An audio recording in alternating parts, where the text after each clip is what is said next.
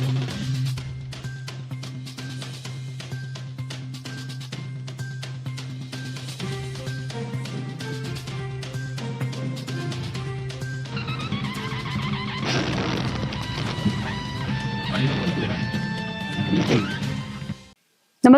आपण पाहता हिरकणी न्यूज.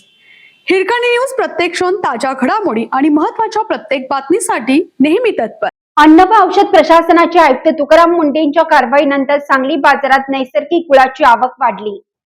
अन्न व औषध प्रशासनाचे आयुक्त म्हणून तुकाराम मुंढे यांनी पदभार स्वीकारल्यानंतर गुळावरील भेसळ आणि रासायनिक प्रक्रियांवर मोठ्या प्रमाणात कारवाई सुरू झाली आहे. गुळाला आकर्षक केशरी, पिवळा आणि लालसर रंग देण्यासाठी वापरल्या जाणाऱ्या रसायनांवर निर्बंध आल्यामुळे सांगली मार्केट यार्डमध्ये आता नैसर्गिक रंगाचा रसायनयुक्त आणि फिकट दिसणारा गुळ आता मोठ्या प्रमाणात दाखल होऊ लागला आहे. यापूर्वी सांगली मार्केट यार्डमध्ये कर्नाटक, सीमाभाग, कोल्हापूर आणि सोलापूर जिल्ह्यातून मोठ्या प्रमाणावर गुळाची आवक होत होती. मुंढे यांनी कारवाई सुरू केल्यानंतर काही काळा गुळाच्या व्यवहारावर मोठा परिणाम झाला आणि अनेक आडत्यांनी व्यवहारही थांबवले होते.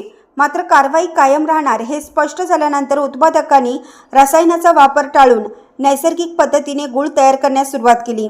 पूर्वी बाजारात केशरी, पिवसळ आणि लालसर रंगाचा गुळ अधिक प्रमाणात उपलब्ध असायचा आणि त्याच रंगाच्या आधारे ग्राहक त्यांना प्राधान्य देत असत. आता गुळ तयार करताना कृत्रिम रंग आणि रसायनाचा वापर बंद झाल्यामुळे नैसर्गिक रंगाचा गुळ बाजारात येत आहे. हा गुळ गुणवत्तेने उत्तम, चवदार आणि भेसळमुक्त असला तरी त्याचा फिकट रंग पाहून अनेक ग्राहक खरेदी करण्यास कचवचतात, असे विक्रेत्यांचे म्हणणे आहे.